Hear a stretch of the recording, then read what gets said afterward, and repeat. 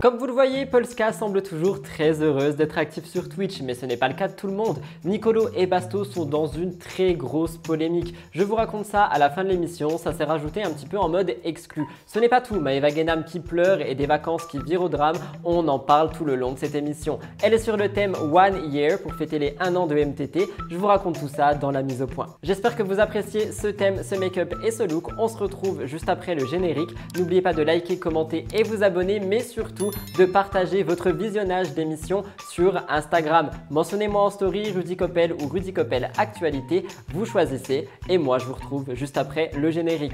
Comme chaque semaine, je l'appelle, cette fois-ci c'est notre anniversaire, alors j'espère qu'il vous plaira. Générique!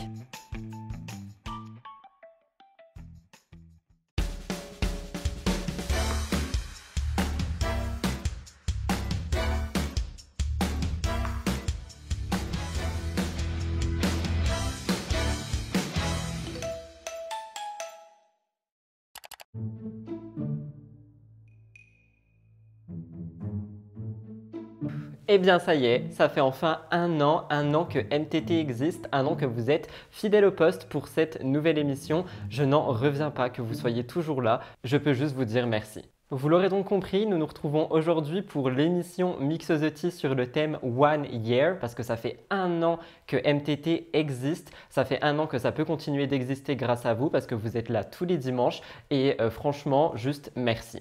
Je profite de cette occasion et de cette mise au point au début d'émission pour vous dire que vous avez certainement remarqué que je cherchais une nouvelle heure de publication pour MTT. J'ai décidé de publier MTT le dimanche à 17 h à partir de maintenant. J'espère que ça va vous ravir, vous me direz tout ça dans les commentaires. Par contre, je suis désolé, je n'ai pas prévu de discours, c'est assez gênant pour moi de faire ce genre de choses, mais je tiens juste à vous remercier parce que c'est grâce à vous que MTT peut continuer, que ça s'est développé à ce point, qu'on a ce studio, que je peux vous faire des émissions plus longues, mieux monter, etc.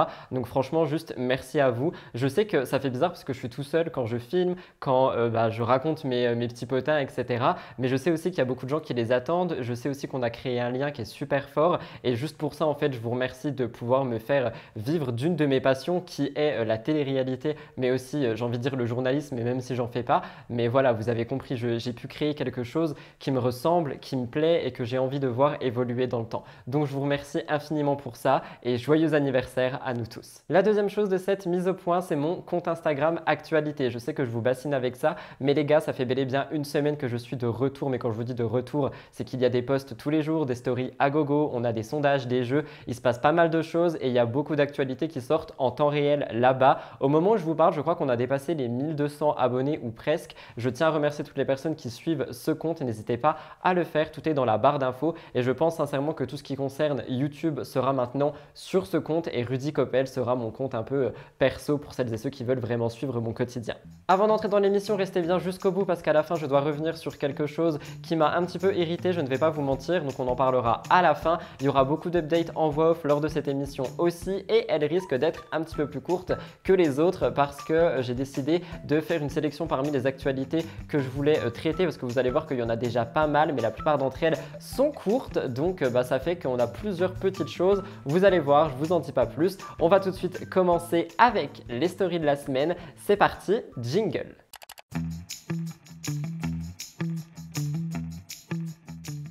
Story de la semaine qui revient sur Laura Lempicka. Comme beaucoup d'autres candidats et candidates, elle a décidé de quitter Shona Evans. Je vous laisse écouter. Vous me direz un petit peu votre pensée dans les commentaires par rapport à ça. Beaucoup de gens disent que tout le monde quitte Shona pour ne pas avoir des problèmes judiciaires parce que Shona va bientôt avoir certains procès. Je vous laisse écouter. En ce qui concerne le changement, c'est un grand changement professionnel que j'ai à vous annoncer. Aujourd'hui, c'est officiel, je ne travaille plus avec l'agence Shona Evans. J'ai décidé donc de travailler différemment, de vous offrir un contenu différent et nos chemins se séparent ici. Donc je suis vraiment très excitée de pouvoir vous montrer toutes les choses, les belles choses, les nouvelles choses que j'ai mis en place. Je suis aussi très contente d'avoir une team aussi fidèle que vous et merci beaucoup. J'ai vécu de très belles années avec Shona. Maintenant, notre collaboration s'arrête ici et il n'y a absolument pas d'amalgame par rapport à l'amitié, ne mélangez pas tout. Mais voilà, professionnellement parlant, nous avons, pour moi, nous sommes arrivés au bout de notre histoire. Mysan est dénoncé au fisc par un hater. C'est quelque chose pardon, que j'ai trouvé assez fun. Je viens de perdre un ongle. Oh! Écoutez, nous sommes entre nous, je remets mon ongle avec vous. Mais oui, Mysan a été dénoncé au fisc par un hater. C'est quelque chose qui m'a fait pas mal rire en fait parce que je crois que Mysan est bien une des seules influenceuses télé, enfin je dis une des seules, j'abuse, mais elle fait partie de ceux qui payent ses impôts en France et qui est immatriculée en France. Et du coup, bah, ça va lui faire un contrôle fiscal pour rien. Mais c'est juste pour vous dire que je connais beaucoup de haters qui justement font ça, dénoncent au fisc un petit peu les influenceurs, les influenceuses, depuis notamment toutes les polémiques qu'on a eues, hein, un flux voleur. Et par conséquent, bah, c'est vrai qu'on en voit beaucoup popper. Et là, c'est Mysan qui est ressorti. Je voulais vous montrer, donc je vous laisse regarder et nous passerons à la suite. S'il vous plaît, venez, on lance les paris. Il est 11h04. Je n'ai toujours pas commencé ma valise. Mon train est dans moins d'une heure et je suis en contrôle fiscal. Est-ce que je vais réussir à avoir mon train ou est-ce que je vais me jeter sur les rails du train? Faites vos jeux. Je vous écoute. Ce n'est plus un secret pour personne, Greg Yega est en couple et il a décidé de partager sa petite amie en story, notamment suite à son anniversaire. Il a eu 30 ans, je vais vous expliquer ça dans une chronique juste après, mais comme vous le voyez à l'écran, il a donc décidé d'officialiser avec sa nouvelle copine. Beaucoup de gens approuvent ce couple, d'autres ne l'approuvent pas et moi je voulais tout simplement vous tenir au courant. Toujours concernant les placements de produits, les influenceurs, etc., Mila Jasmine ne vend plus. C'est quelque chose qui a fait pas mal réagir lorsque j'en ai parlé, notamment sur mon compte TikTok. Vous me direz ce que vous en pensez. J'ai fait un sondage demandant si c'était normal qu'elle vende aussi peu, si les gens trouvaient ça pas normal. Et beaucoup de gens ont dit qu'en fait, depuis toutes les arnaques, plus personne ne fait confiance aux influenceurs et aux influenceuses et que par conséquent, eh bien, ils ne vendent plus. Je vous laisse écouter. Il y a quelques semaines, on a collaboré avec la magnifique Mila et je vais vous faire mon retour sur cette collaboration. Bien sûr, nous sommes passés par son agence, donc nous avons payé. Ça va être un retour sans langue de bois, je vais tout vous dire et c'est parti. Alors pour être honnête avec vous, la collaboration a été déplacée plusieurs fois par manque d'organisation. C'était assez énervant parce que quand on prévoit un effectif pour pouvoir faire face à une vague de commandes éventuelle, bah ça tombe à l'eau. Typiquement, Mila pouvait être en jour de repos et on ne me prévenait pas, c'était moi qui devais demander si le poste allait être effectué ou pas. Voilà. En termes de rentabilité, je vais pas vous mentir, c'est extrêmement faible, je m'attendais vraiment pas à ça. Concernant Instagram, on n'a pas du tout eu de retour vis-à-vis de cette collaboration, ni de nouveaux followers, etc. Et en termes de vente, on lui avait donné un code promo. Et non, vous ne rêvez pas, le code promo a fait seulement 9 ventes. Du coup, ça ne rentabilise même pas le prix de la collaboration. En outre, malheureusement, je n'ai pas les captures d'écran, mais il faut savoir que Mila nous a fait une magnifique pub. C'était très joliment présenté et on a beaucoup aimé l'esthétique de son post. Ça, c'est un gros point positif parce que c'est pas toutes les influenceuses qui sont capables de présenter joliment vos produits, malheureusement. Pour finir, je ne remets en aucun cas la faute sur Mila. C'est une influenceuse qui a quand même beaucoup de collaborations, donc j'imagine que ça doit être un problème qui vient de nous. Cependant, ça reste quand même malheureusement une collaboration absolument pas rentable qu'on ne renouvellera pas. Voilà, je vous fais de gros... De l'autre côté, j'ai également vu que cette entreprise serait aussi une petite entreprise et que par conséquent, Mila n'aurait pas généré beaucoup de ventes parce que l'entreprise était petite. C'est quelque chose qui, selon moi, ne tient pas forcément debout parce que justement, l'entreprise a utilisé Mila et ses millions d'abonnés pour gagner de la visibilité. Elle n'aurait fait que 7 ventes. Vous me direz ce que vous en pensez. Comme chaque semaine, nous terminons avec une beauté naturelle. Cette émission étant sur le thème des 1 an, je voulais mettre une image, enfin du moins une vidéo qui me fait énormément plaisir. J'adore les loups, je pense que vous le savez. C'est peut-être pour ça d'ailleurs que j'ai un husky. Et par conséquent, je suis tombé sur cette vidéo que je vous laisse visionner tout de suite.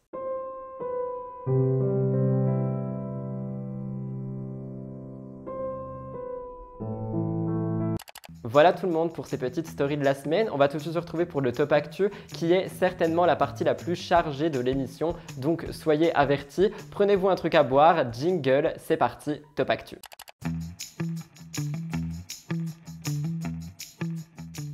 Cette actualité est très courte, mais elle a fait plus de 15 000 vues sur mon compte Instagram Actu, donc je pense qu'il faut en parler. On le sait, les tantis Manon et Julien sont actuellement en vacances en Indonésie à Bali avec Maeva Genam. Manon Tanti a partagé une vidéo dans laquelle elle est en train de danser dans une robe très pailletée. C'est quelque chose qui a fait pas mal réagir. On peut lire « Belle image quand les enfants verront leur mère » et c'est une mère de famille et son mari, ça ne le dérange pas. Je vous laisse regarder, on en discute.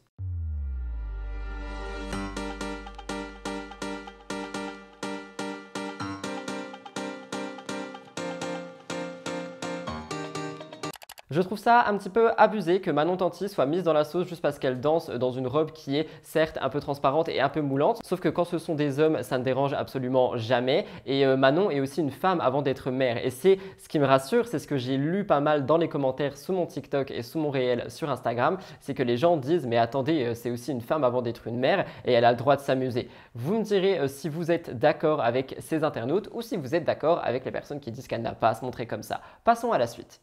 On le sait, beaucoup de personnalités prennent parti pour le conflit israélo-palestinien. Ici, je vais vous parler de Gigi Hadid, vu qu'on n'a pas eu de Pop the Tea cette semaine, manque de pop culture. Elle a fait une story éphémère sur Instagram et le compte de l'État d'Israël a décidé de répondre et de lui reprocher de ne pas condamner fermement le Hamas. Depuis, sa famille et elle-même reçoivent des menaces de mort et pour vous expliquer, Gigi Hadid avait décidé de montrer son point de vue sur son compte Instagram le 10 octobre. Elle disait « Mes pensées vont à tous ceux qui sont touchés par cette tragédie injustifiable et chaque jour où des vies innocentes sont perdues à cause de ce conflit, dont un trop grand nombre d'enfants. J'ai une profonde empathie et un chagrin pour la lutte palestinienne et la vie sous occupation. C'est une responsabilité que j'assume quotidiennement. Je me sens également responsable envers mes amis juifs de dire clairement comme je l'ai déjà fait. » Et en fait, elle a commencé à vraiment prendre la parole sur ce sujet et l'État d'Israël a décidé de mettre sa story en story en disant que, je vais vous citer tout simplement, Gigi Hadid, dormiez-vous la semaine dernière ou êtes-vous juste bonne à fermer les yeux sur les bébés juifs qui ont été trucidés? Votre silence s'avère éclairant sur là où vous vous situez, nous vous voyons. Et depuis que l'État d'Israël a mis cette story, Gigi Hadid et toute sa famille reçoivent énormément de menaces de mort. Et en fait, c'est quelque chose qui est beaucoup discuté sur les réseaux sociaux. Les personnalités qui prennent la parole, il y a beaucoup de gens qui trouvent qu'ils doivent le faire pour justement faire passer les informations. Il y en a d'autres qui pensent qu'on peut le faire, mais qu'il faut faire attention à ce qu'on dit. Moi, je suis juste du côté de la paix et j'aimerais que ce conflit arrive à trouver une entente qui ne nécessite pas autant de tragédies. J'ai aussi vu, et je fais un parallèle, Léna Situation recevoir des menaces de mort également parce que justement elle avait pris la parole ou elle ne l'avait pas assez fait, je ne sais plus exactement, mais elle a dit qu'elle était très inquiète par rapport aux menaces qu'elle recevait parce que celles-ci sont assez violentes. Et encore une fois, s'il vous plaît, ça ne sert à rien de propager de la haine et d'aller menacer des gens parce qu'ils ne sont soit pas d'accord avec vous ou parce qu'ils n'ont pas le discours qu'il faudrait avoir au moment T. Quoi qu'il en soit, courage juste aux êtres humains parce que moi, c'est à eux que je pense. On va en parler dans la grosse chronique des 50 à la fin de l'émission, mais je voulais aussi vous parler de Maëva présente dans les lives sur TikTok. Elle s'est embrouillée avec Alex Guidi, donc je vous fais un petit peu de contexte. Dans les 50, Alex a eu un énorme coup de cœur pour Romane, je vous l'ai déjà raconté. Et en fait, Romane, elle n'était pas appréciée des personnes dans le château, donc elle a été éliminée. Pour Alex, ses amis ne l'ont pas soutenue et pour lui, c'était une trahison et une guerre a éclaté. Il est très remonté contre Julien et Manon et il a décidé de faire sortir Manon. Ça, je vais vous en parler dans les 50. Mais en fait, Alex, aujourd'hui, même après la diffusion, eh bien la guéguerre continue. Il dit qu'en fait, il n'a jamais été proche de Manon. Il en veut toujours à Julien et à Manon de ne pas avoir sauvé Romane, mais aussi à d'autres Marseillais. Et en fait, Julien, Manon, Maëva et d'autres personnes se moquaient d'Alex Guidi qui faisait le mendiant sur TikTok, donc qui était dans des matchs, qui réclamait des cadeaux, etc. Sauf que Julien, Manon, Anthony Matteo et Maëva se sont mis à faire des matchs TikTok. Par conséquent, Alex Guidi a décidé de les critiquer. Alex était en live avec Simon et je vais vous laisser écouter et en fait ce qu'il laisse comprendre c'est tout simplement qu'il est encore ami avec Kevin, Paga, etc. Mais tout ce qui est Tanti c'est terminé et vous allez voir que c'est allé plus loin. Écoutez Alex et Simon. Du cas d'Alex et après se retrouve dans le van 5 minutes après. C'est le karma frérot, c'est comme ça. C'est comme ça. Et après, faut arrêter de contrôler son image, faut être kitsché dans la vraie vie, faut arrêter de faire genre que j'aime pas moi ça. Et après, frérot, c'est de la télé, c'est la vie, c'est comme ça. Maintenant, on verra qui perd dans l'arène ou qui reste dans l'arène. C'est tout. Après, bien sûr. Ça ne s'est pas arrêté là parce que quand Maëva a découvert ça, elle a décidé d'insulter Alex Guidi et de s'énerver contre lui. Je vais vous laisser regarder, écoutez très bien ce qui a été dit et regardez la réaction de Manon Tanti qui est un petit peu gênée, voire stressée par la situation et qui aimerait couper court. C'est pas des gens, ces gens-là. Manon, elle a un but de sa personne, elle m'a jamais parlé parce que j'ai pas eu de Ferrari, pas de Rolex, pas de truc. Voulez-vous que je parle franco? Elle est comme ça, la fille. Donc, à un moment donné, je m'en bats les couilles, c'est pas des amis. C'est pas des gens. Moi, ces gens-là qui m'ont jamais donné l'heure en dehors, mon sang qui donne l'heure que dans le tournage. C'est pas des amis, la team. Alors remettez-vous en question. Tous, merci beaucoup. Passez une bonne soirée, ce sera les derniers commentaires que je ferai. Merci. Mettre un coup de tête dans ses chicots à ce cocaïnomane. Tellement il prend de la qui bug comme ça. Non, là je suis pas d'accord chérie, on quitte le truc alors. Non, j'ai trop les nerfs contre lui. Et dis pas comme ça. Et bon bref, changeons de sujet. que c'est un voyou, je vais l'attraper à Marseille. Et on verra s'il fait le voyou avec moi. Parce que lui, c'est avec... Excusez-moi, parce que tous les soirs, j'ai besoin de m'embrouiller. Tous les soirs, il lui faut une nouvelle cible. Tous les soirs, il est quelle heure? Il est tôt encore, 21h30. T'as vu, c'est plutôt 23h heure de Bali. Tous les soirs, quand elle commence à faire ça avec sa jambe. Ça veut dire il lui faut une cible sur ton téléphone. Donc là, ça fait 5 minutes que tu es en live. Calm down, d'accord? T'énerve pas, tu ne parles pas de lui. Tu restes tranquille. Mais c'est un débile. Il dit que c'est un voyou, que sa famille, c'est des voyous, que je sais pas quoi. Vous me direz ce que vous en pensez, je trouve que Maeva a des mots très forts et qu'il y a des choses qui ne sont pas à dire sur TikTok. Mais bon, Maeva Guénam est maintenant présente dans les lives sur TikTok et je pense qu'on va en parler plus d'une fois dans mes émissions. Je suis tombée sur cette actualité sur mademoiselle.com et je voulais à tout prix vous la partager. Le XL Sac Bag de Marc Jacobs a été mis en avant via une publicité qui est devenue virale sur Internet. En fait, on a vu une personne chuter dans les escaliers, mais rassurez-vous, elle va très bien. La cascade a été réalisée par une professionnelle pour la marque Marc Jacobs. Ça a été une vidéo qui a été postée le 10 octobre et qui est devenue virale. On a vraiment tous vu cette vidéo, je pense, si vous regardez les réseaux sociaux. Je vous laisse la regarder.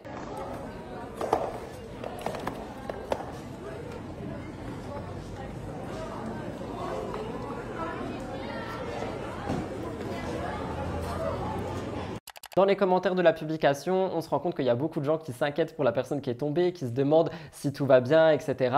Et c'est là qu'on se rend compte qu'en fait, il s'agit d'une cascadeuse professionnelle qui a déjà joué dans d'autres publicités, dans des courts-métrages et dans d'autres choses audiovisuelles et que donc tout va bien. Mais une question se pose, jusqu'où sont prêtes à aller les marques pour faire parler d'elles? Parce que c'est vrai que là, le but, c'était de faire connaître le sac. Avec cette pub, tout le monde, ou du moins beaucoup de personnes, en ont entendu parler. Donc du coup, on connaît et Marc Jacobs et le sac. Par conséquent, c'est quelque chose qui reste en mémoire et qui peut peut-être faire vendre. Une bonne stratégie marketing, vous me direz. On le sait, Secret Story est une des émissions emblématiques de télé-réalité. On a permis d'avoir vraiment beaucoup de grosses têtes en télé grâce à celle-ci. Je pense à Vivian Bastos, Mélanie Dedigama et j'en passe. Et en fait, les années ont continué de passer, le succès a grandi et d'un coup, beaucoup de personnes se sont désintéressées de Secret Story. Et donc, le programme s'est arrêté en 2017. Depuis, on a des rumeurs à peu près tous les ans disant que l'émission va revenir, qu'on va revoir le jeu et que ça va être incroyable. Rien d'avéré jusqu'ici, mais c'est vrai qu'en 2022, on a eu un petit indice. On a vu la Star Academy revenir. Et on s'est dit, oula, est-ce que la prochaine, ça serait Secret Story? Les questions et les théories ont commencé à fuser. On a aussi eu le compte de Secret Story qui a posté quelque chose. YouTube aussi qui revenait un petit peu sur les anciennes émissions, les anciennes saisons. Donc on avait vraiment du teasing, ou du moins on voyait que l'émission voulait continuer de vivre. Eh bien, le blogueur Clément Garin dit qu'apparemment, c'est bel et bien en projet chez TF1. Selon lui, TF1 travaillerait avec Jean-Louis Blot, le président d'Endemol, sur le retour de ce format. Plusieurs employés de TF1 auraient été convoqués pour participer à ce nouveau projet et on a vu qu'il y a des personnes qui auraient reçu un mail avec l'objet Comeback Secret Story. En tout cas, apparemment, ça confirme donc toutes les rumeurs qu'on aurait eues et l'émission pourrait bel et bien revenir au printemps 2024, comme je vous l'ai annoncé il y a quelques semaines.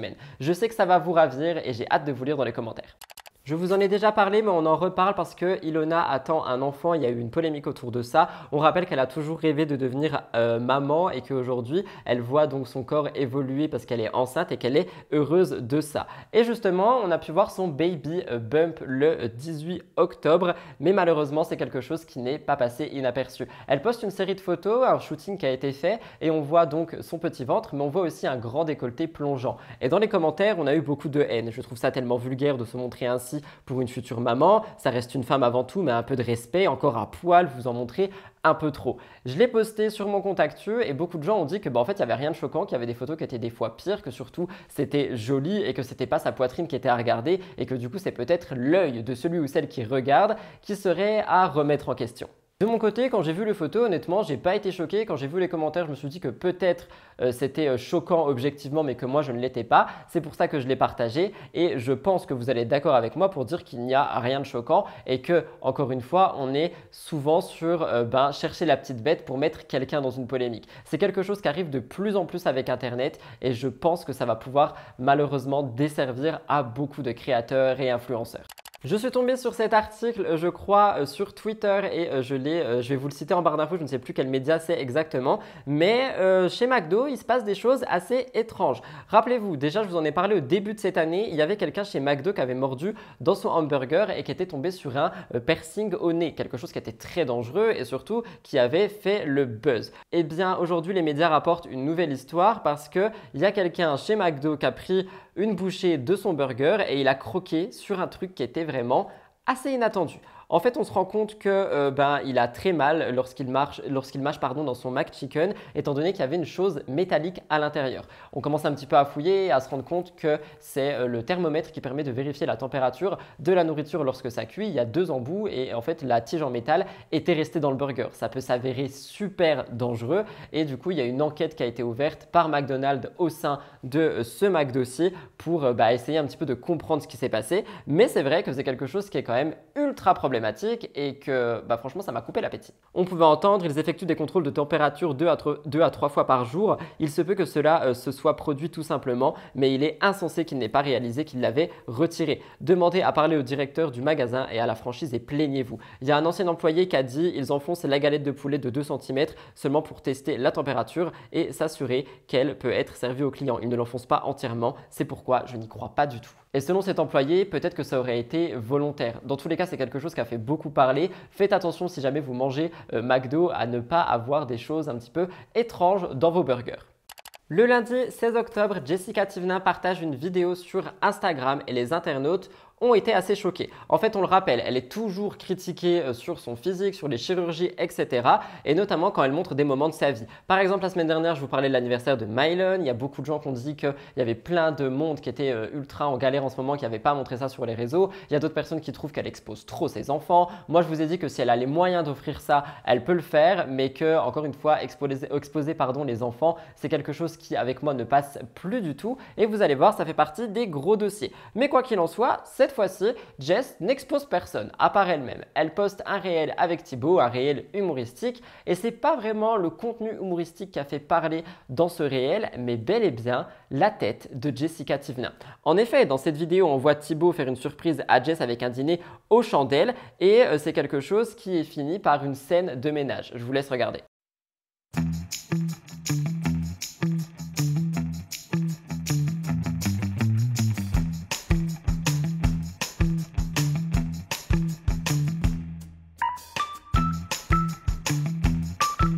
Les internautes ont adoré l'humour de ce couple, mais pourtant c'est quelque chose d'autre qui a fait réagir, la tête de Jessica Thivenin.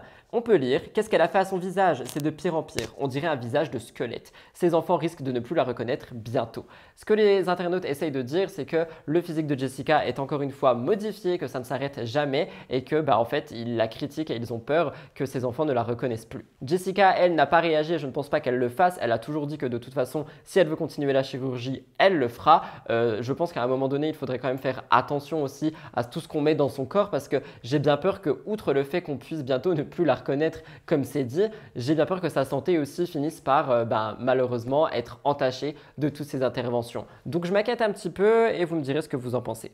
Spoil, spoil, spoil alerte, spoil, spoil, spoil alerte. Attention, passez à autre chose si jamais vous ne voulez pas être spoilé. Ça durera 3 minutes, je pense. On parle des apprentis aventuriers ici et des finalistes. Oui, j'ai décidé de me spoil pour vous faire cette actu et j'espère qu'elle vous plaira. D'ailleurs, je réagis par rapport à l'actualité que je vous ai fait par rapport à Mélanie Dedigama qui justement réagit au spoil en disant que ça bouffe plusieurs métiers, etc. Il y a beaucoup de gens qui m'ont dit que oui, mais au final, c'est grâce au spoil aussi pour les personnes qui aiment être spoilées qu'on a des choses croustillantes et que ça nous donne envie de regarder l'émission. Donc j'ai pris la décision de continuer à le faire, juste de vraiment prévenir quand il y a du spoil. Ici, c'est le cas. Si vous n'êtes pas intéressé, passez à la suite. L'exclusivité de la finale a été annoncée par Chayara TV sur officiel.fr. Les apprentis aventuriers, pour celles et ceux qui ne connaissent pas, c'est une émission de télé où on a 20 candidats normalement qui sont par groupe de 2, donc des binômes, et qui doivent s'affronter sur une plage où ils n'ont pas beaucoup de ressources. L'émission connaît un succès parce qu'on a pas mal de polémiques, on a des phrases cultes et des choses énigmatiques,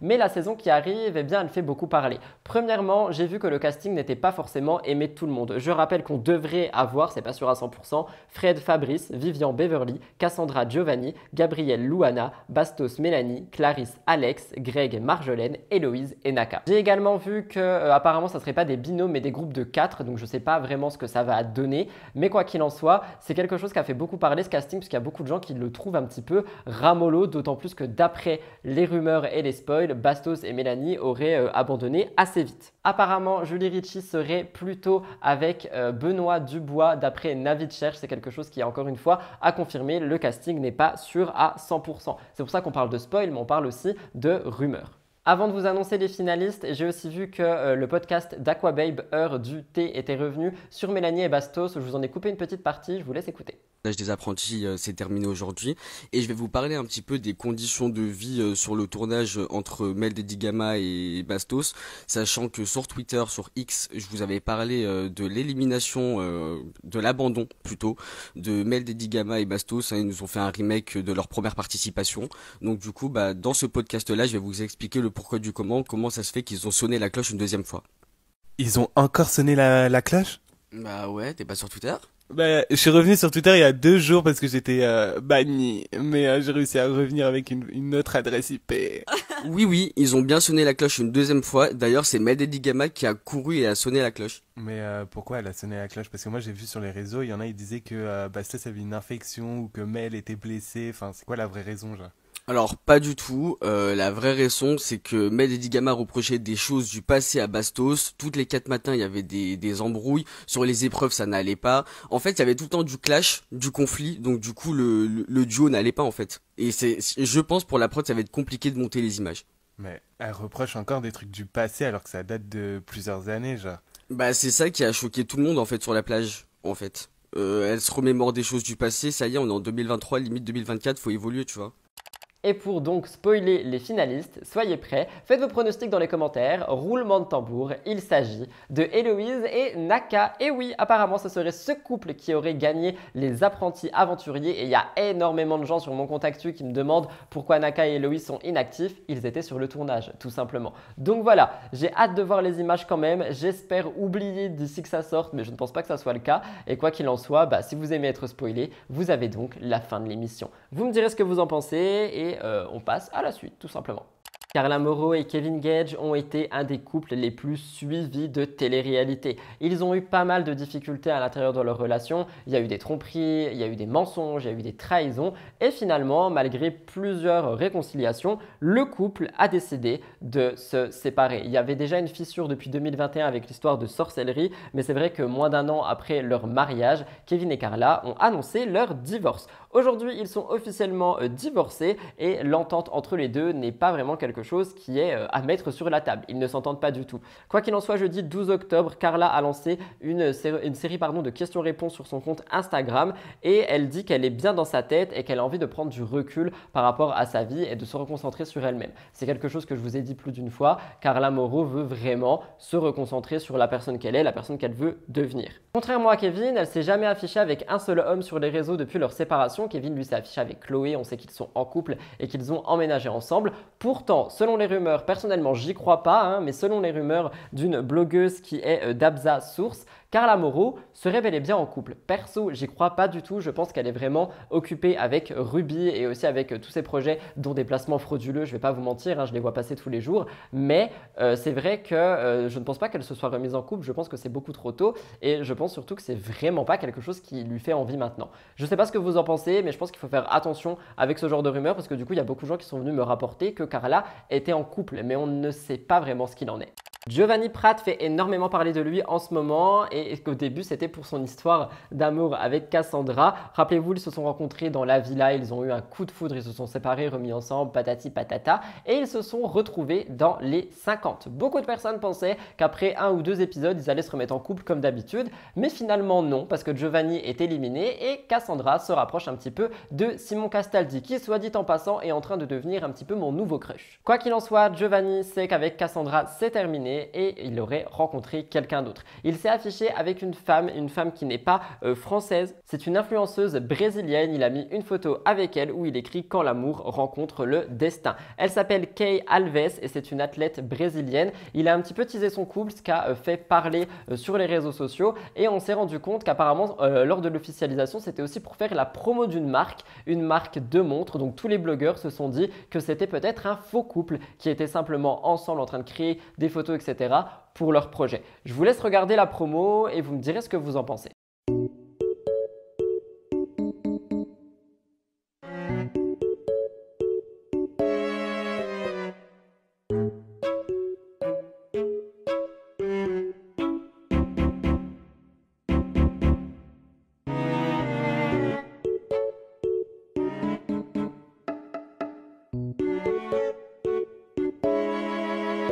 Perso, moi je pense qu'ils sont peut-être bel et bien en couple. Je vois pas Giovanni créer un faux couple et s'afficher comme ça sur Instagram, sachant qu'il fait assez attention à son image. Attention, je dis pas qu'il n'est pas capable de faire un faux couple, je dis qu'il n'est selon moi, enfin qu'il ne le médiatiserait pas comme ça, il ne se mettrait pas dans le caca comme ça. Vous voyez ce que je veux dire ?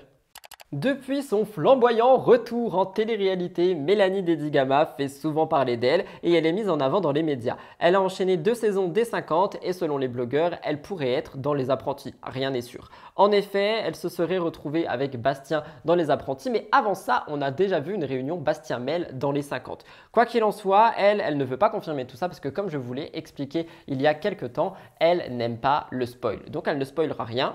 Elle a totalement raison. Bref, Mélanie reste quand même discrète sur sa vie privée en ce moment. Elle nous montre Naya, mais elle ne nous montre pas si elle est en couple ou peu importe. Mais pourtant, dernièrement, elle a mis une story qui a fait pas mal réagir. Elle a mis une story parce qu'elle est revenue sur une relation qu'elle a eue avec un certain Kevin Soleros, le fondateur de la société audiovisuelle Kev West Prod. C'était un couple qui était ensemble en 2016, mais malheureusement, il n'a pas tenu. Et bien aujourd'hui, Kevin est en couple avec une femme qui s'appelle Alexia et il a dévoilé sur les réseaux une vidéo où il justement demande en mariage. Malheureusement, il y a une chèvre qui se met en plein milieu de l'objectif et donc cette vidéo a été pas mal vue sur les réseaux. Et Mélanie a décidé de réagir. En effet, elle réagit aux fiançailles de son ex et elle dit « Mon ex qui fait sa demande en mariage, je vous aime, félicitations malgré » avec beaucoup de smileys. Laissant donc comprendre qu'elle s'entend bien avec lui, c'est quelque chose qui a fait réagir et qui montre que Mélanie sait aller de l'avant parce que comme il y a beaucoup de gens qui disent qu'elle est toujours 7 ans après sur les embrouilles avec Bastos, qu'elle n'avance jamais, qu'elle reste dans le passé, bah du coup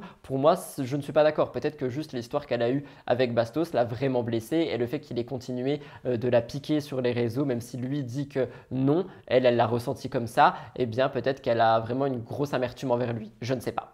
Dernière actu du Top Actu, très court mais je voulais le rajouter last minute. Je vais vous le dire dans l'émission, je crois on en a parlé juste au-dessus mais on en reparle aussi à la fin. Maeva est très active sur TikTok. Et bien en fait un soir elle rejoint un live avec Ilan et une information est tombée. C'est quelque chose qui a fait parler. Les deux personnes qui sont donc amies, Ilan et Maeva, ont parlé de divers sujets. Ils ont parlé de la chirurgie esthétique, de Isabeau, ils ont parlé d'une exploitation, ils ont parlé du buzz qu'il aurait fait avec Adixia, etc. Mais dans le même live, Ilan et Maeva parlent de Laura, l'ex-femme de Nicolas Lodina, l'amie de Ilan, et il parle de son glow-up. Et en fait, Maeva, elle continue et elle fait une petite révélation qui a été reprise de partout, dont moi. Et c'est pour ça que je vous dis que c'est dangereux Maeva sur TikTok parce que je pense que ça va être une nouvelle télé-réalité. Elle dit au mariage de Magali, Ilan il a pris Laura à la gorge. Ah mais si je balance, il ne l'a pas lâché toute la soirée. Ilan lui rétorque et dit que c'est dans le cadre de sa nouvelle télé-réalité sur TikTok et qu'il ne veut absolument pas faire de mal à Nico, qu'il n'y a rien de tout ça, etc. Et Maeva, elle continue de dire que non, vous étiez très très proches et que du coup, Ilan voulait piquer la femme de son pote, même s'ils sont plus ensemble. Bref, c'est quelque chose qui a fait réagir. TikTok est un autre monde que je suis en train de découvrir. Je vous laisse regarder Team YouTube. Je sais qui je mets. On a envié Laura. Ah, Laura Lampica. Elle aussi, sacré glow-up. Je mets Laura. Oui. Ah non, on n'oublie pas Laura. Ah non. Tu sais. Et non, vas-y, non, commence même pas. Ça y est, mais ça me vient. Commence. Non, mais il va arrêter. Au mariage de Magali, il a pris Laura à la gorge. Ah si. Mais je balance. Mais au nom de Dieu que c'est vrai. Ilan n'a pas lâché Laura. Ouais, mais c'était dans le cadre de ma TikTok réalité qui va bientôt sortir. C'était dans ce cadre-là. Attendez, stop. Il a chiné Laura toute la soirée, au nom de Dieu que c'est vrai. Mais il vient de dire, je prends Nicolas Lozina en premier, mon premier allié. Mais quel précipice. Après, non mais c'était... Non. c'est pas vraiment. Je vais vous expliquer, ne me mettez pas dans la sauce. Je tiens à rajouter que Lozina, il me calcule pas que quand ça l'arrange. Mais du coup, tu chines son ex-femme. Mais il me calcule pas, jamais. Je suis parti en Belgique, je suis parti en Belgique, j'ai eu un souci, j'étais à la rue, il m'a même pas donné l'heure. Là, il l'a enregistré. Il a dit en première alliée, je crois, il veut lui prendre son ex-femme. Non, c'est pas vraiment ça que j'ai dit, là tu mélanges tout. Il a dit, on arrête de faire des lives, on fait des horaires. Vous me direz ce que vous en pensez, Nicolas n'a pas réagi pour le moment et je ne pense pas qu'il le fasse. C'était donc tout pour la première partie d'émission qui se termine avec le Top Actu. J'ai bien envie de croquer un petit bout dans ce muffin parce que honnêtement, je ne sais même pas à quoi il est, je l'ai juste acheté pour l'émission, j'espère qu'il est bon. Est-ce qu'on fait pronostic niveau goût? Allez, chocolat. J'ai failli prendre feu avec la bougie. Nature. Il a un petit goût style spéculoos. C'est un délice. Joyeux anniversaire. Allez, on passe à la suite. Jingle.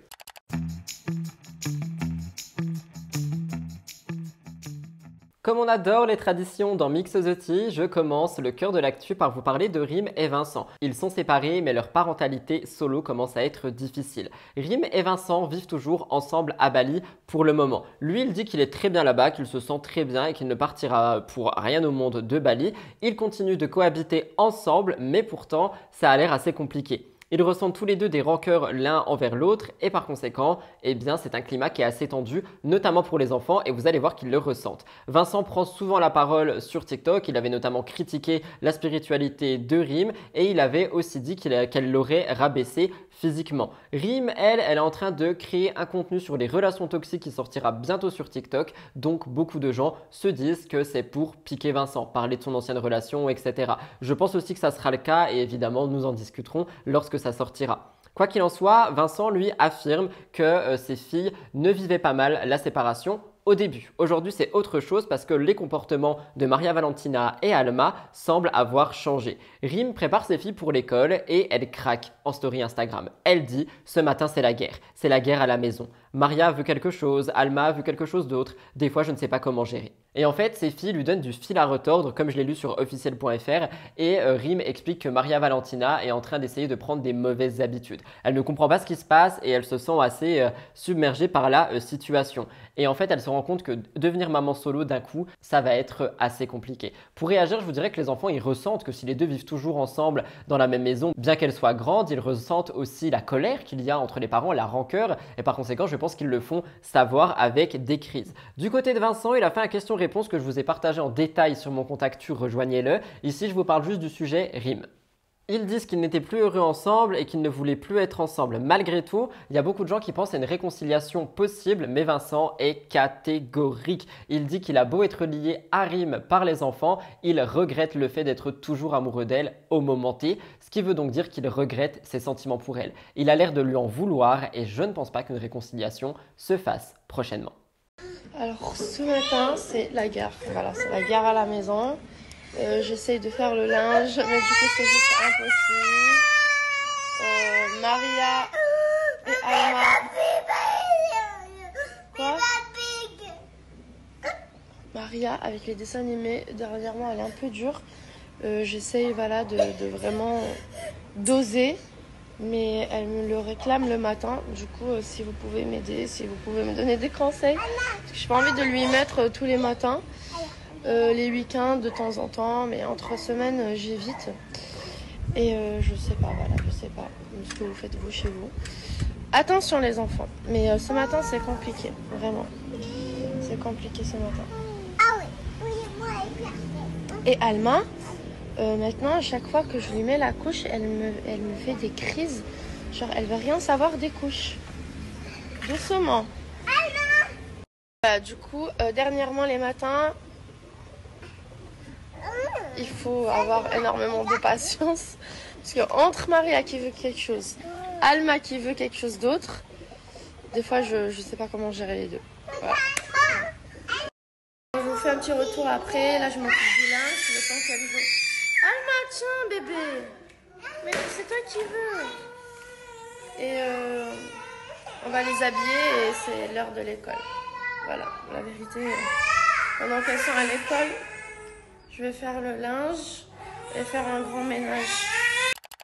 Un procès arrive et nous parlons d'eux plus que jamais, Julien Bert et Ilona. Julien Bert aurait voulu sortir des gros dossiers sur Ilona, je vous raconte. On le sait, Ilona est séparée de lui, elle est actuellement avec Paul André et surtout elle est enceinte. Pourtant, personne n'arrête de parler des accusations qu'elle a faites à l'égard de Julien Bert. Elle a porté plainte contre lui et elle attend toujours de récupérer l'argent qu'il lui devrait. Depuis, Julien Bert il se fait petit, on le voit pas beaucoup, mais cette affaire c'est vraiment quelque chose qui a remué tout Internet. Depuis plusieurs semaines, on ne parle que de ça et c'est d'ailleurs un sujet qui est beaucoup mis en avant dans mes émissions. C'est une histoire qui est assez selon pas mal de personnes, mais Ilona, elle est en attente, donc les internautes veulent des réponses. On lui demande toujours un petit peu des nouvelles et Ilona, elle répond à chaque fois. C'est quelque chose d'ailleurs que j'ai mis en question. Est-ce qu'elle doit vraiment répondre à chaque fois? Est-ce qu'elle ne doit pas faire un point quand il y a quelque chose d'important? Vous me direz votre ressenti. Quoi qu'il en soit, les réponses d'Ilona, c'est pas du tout quelque chose que Julien adore. Donc il avait reproché, notamment sur les réseaux via TikTok, à Ilona de toujours prendre la parole sur lui, de le harceler, etc. C'est quelque chose qui avait fait d'ailleurs beaucoup parler. Pourtant, personne ne veut soutenir Julien, même s'il a quand même une base de fans. Rappelez-vous ce fameux live, je vous laisse regarder. Merci, vous m'avez manqué aussi. Oh putain, super ton histoire. Bah écoutez, je partage une petite histoire du quotidien. En tout cas, je crois que je viens de recevoir la notification comme quoi le vétérinaire est arrivé. Vive l'Algérie. Eh bien écoute, on embrasse toute l'Algérie. J'embrasse tous les Algériens. Oula. Tu as une femme dans ta vie? Non. Je vous ai dit que non. Je suis célibataire. Et du coup, je vais m'occuper de Roro. Et si vous restez dans le coin, peut-être je reviens d'ici une petite demi-heure. Je vous fais un gros bisou. Merci pour tous ceux qui étaient là. Il y a 5000 personnes. Je ne sais pas si c'est bien ou pas bien. Bon, en tout cas, ça me va et c'est énorme. Comme vous l'avez vu, les gens veulent juste qu'ils payent, qu'ils répondent, qu'ils remboursent, etc.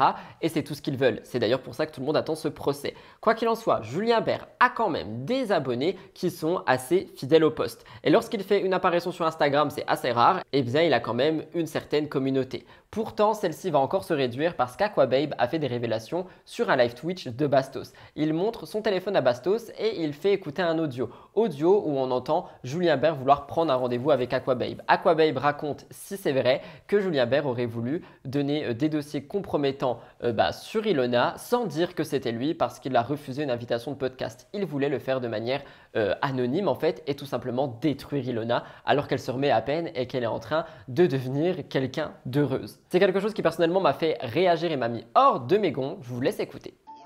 Parce que j'en ai marre de ces attaques dans tous les sens et j'ai tous mes comptes fans qui me rappellent que toi aussi tu avais dit qu'elle n'était pas toute blanche et que tu n'avais pas forcément pris parti. Alors pour ça je te remercie. Mais je vais bientôt sortir des choses sur elle parce que j'en ai marre. Il y a des très très grosses choses que je voulais garder en secret pour ne pas la mettre plus bas clair.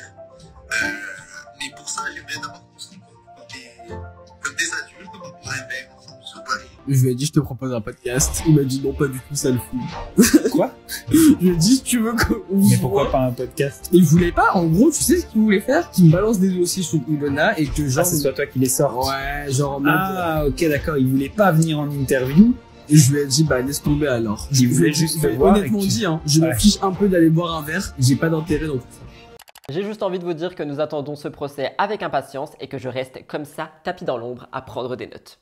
Pas de Pop the Tea cette semaine, donc un petit peu de pop culture dans MTT. Will Smith a voulu répondre à un message que sa femme Jada Smith a fait. Alors attendez et attention, ça va être assez méli-mélo, écoutez bien. Elle a décidé de donner plusieurs interviews en amont de la sortie de son autobiographie Worthy le 17 octobre. Et en fait, dans cette autobiographie, elle revient sur plusieurs choses, notamment la gifle aux Oscars de Will Smith à Chris Rock, mais elle parle pas que de ça. Elle parle aussi du fait qu'en fait, ils sont séparés depuis 2016, même si ils continuent de vivre ensemble, d'avoir une relation. En fait, ils sont séparés, même s'ils sont toujours mariés. C'est quelque chose qui est quand même assez compliqué à comprendre. Il voulait faire fonctionner un couple qui ne marchait pas et Jada Smith avoue tout dans son autobiographie. On pouvait lire, on s'était promis de ne jamais trouver une bonne raison de divorcer et de toujours se soutenir, quelles que soient les épreuves de la vie. Jusqu'ici, nous n'avons pas été capables de briser cette promesse. Ils sont donc séparés depuis 7 ans, mais sont toujours mariés. C'est un couple qui, je trouve, a des valeurs à faire transmettre par rapport à l'amour et par rapport au fait d'être partenaire avec quelqu'un, mais il y a beaucoup de fans qui se sont donc sentis trahis parce qu'il y a beaucoup de fans qui pensaient qu'ils étaient quand même ensemble, etc. Et ils se sentent trahis de toutes ces révélations, mais Will Smith dit lui que ça l'a réveillé, le fait d'avoir fait ces révélations et qu'il se rend compte que Jada est vraiment quelqu'un d'exceptionnel. Vous me direz ce que vous en pensez, c'est quelque chose qui était assez méli-mélo et je suis pas trop pop culture au point, donc j'espère ne pas avoir fait de bourde. Allez les haters, dites que j'ai pas fait de recherche, je vous donne ma main, vous adorez ça. Greg Yega a eu 30 ans, il a décidé de fêter ça avec une fête incroyable et il a invité tous ses proches et en fait il était très fier de sa soirée. Il n'a pas vraiment réalisé l'ampleur de cette fête, il a mis un buffet à volonté, des cocktails, un DJ, des fumigènes, il a tout fait pour que ça soit inoubliable. Il y avait beaucoup d'amis qui étaient réunis mais Giuseppa n'était pas là.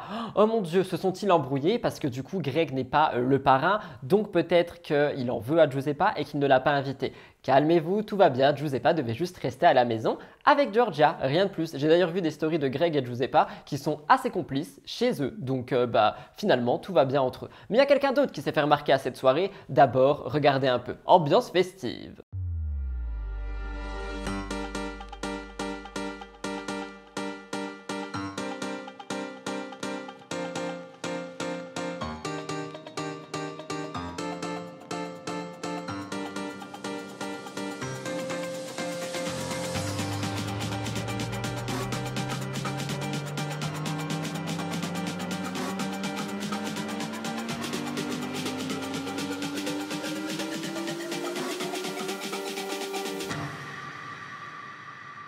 Comme je viens de vous le dire, quelqu'un d'autre s'est fait remarquer à cette soirée, il s'agit d'Alex Guidi. En effet, Alex Guidi était présent et c'est quelque chose qui a fait beaucoup parler, notamment de par toute la trahison qu'il y a eu dans les 50. Je vais revenir dessus en détail dans mes gros dossiers et du coup les internautes ils se disaient mais pourquoi est-ce que Alex Guidi il est à la soirée de Greg alors qu'il déteste les tantis machin.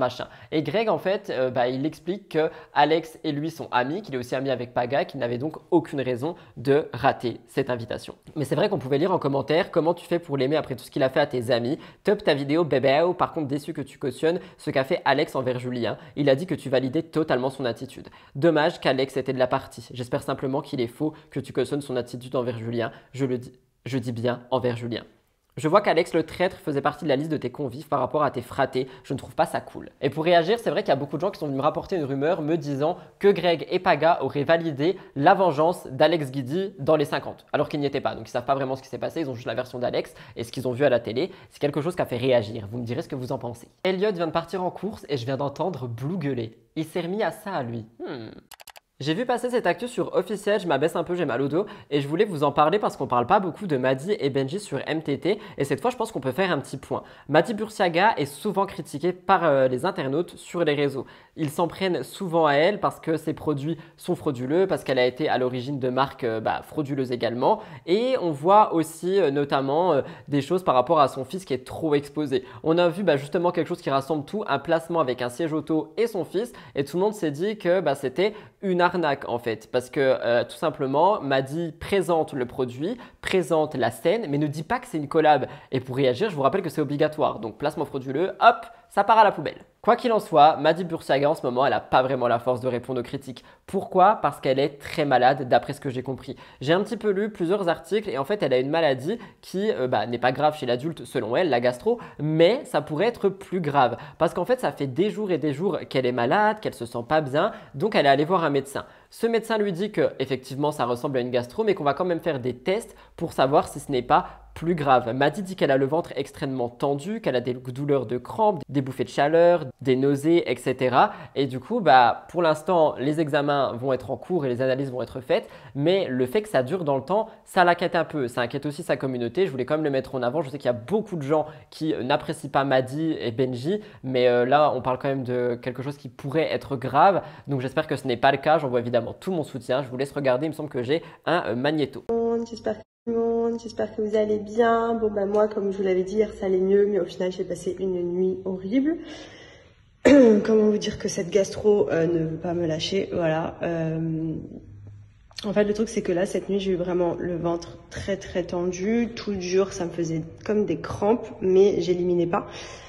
Du coup, en fait, le ventre vraiment très gonflé, des suées, genre bouffées de chaleur et tout. Enfin, franchement, je pense que c'est pas viral, là. À mon avis, j'ai dû choper peut-être une bactérie ou je sais pas trop quoi. Du coup, j'ai quelques examens à faire pour voir et m'assurer que, y a rien de trop grave. Parce que franchement, normalement, ça dure pas aussi longtemps. C'est ce que m'a dit le médecin. Là, je traîne ça quand même pas mal. Même si ça allait mieux hier, j'ai cru que ça y est, c'est la fête et tout. Pas du tout. Retour à la réalité. Donc, la journée, ça va encore. C'est vraiment arrivé le soir et la nuit que mon ventre il en devient tout dur, tout gonflé, enfin j'en peux plus.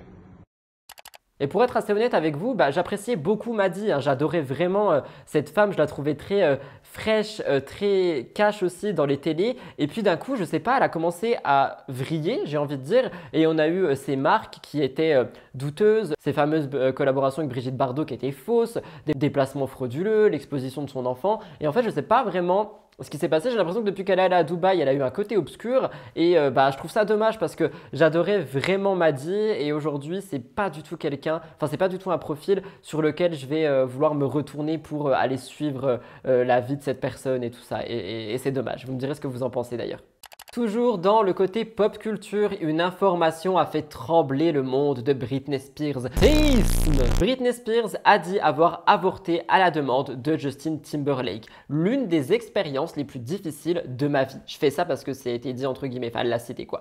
Elle a effectué une interruption volontaire de grossesse lors de sa relation avec Justin Timberlake entre 1999 et 2002. C'est ce qu'elle a raconté dans ses mémoires qui vont sortir aux États-Unis le 24 octobre et on a eu un extrait dans un magazine People. On pouvait lire « Si la décision avait été la mienne, je ne l'aurais jamais fait. » Mais Justin était tellement certain de ne pas vouloir être père. Encore aujourd'hui, c'est l'une des expériences les plus difficiles de ma vie. Si jamais vous voulez vous procurer ses mémoires, à l'intérieur, elle parlera aussi du coup de sa rencontre avec Justin Timberlake, de leur relation et tout ça. Ils ont commencé à sortir ensemble et c'est vraiment devenu un des couples les plus vus par les paparazzi, les plus mis en vogue et ils se sont séparés en 2002.